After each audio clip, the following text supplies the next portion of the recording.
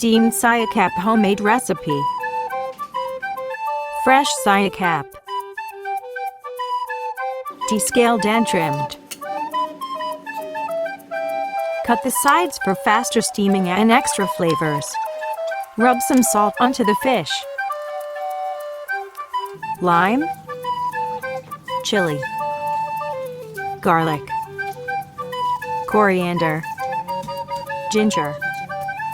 Cut and put in garlic and ginger.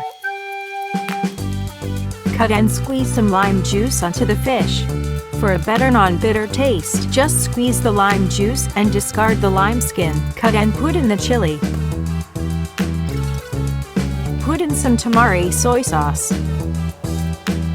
Put into a steamer.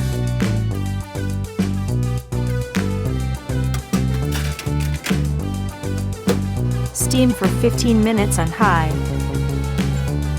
Add some water and continue steaming. After 15 minutes of steaming, poke to see if the fish is done cooking. The fish is ready to serve. Steamed Siakap. Ingredients: fresh Siakap, Barramundi fish, lime, chili, garlic, ginger, salt, coriander. Time to taste.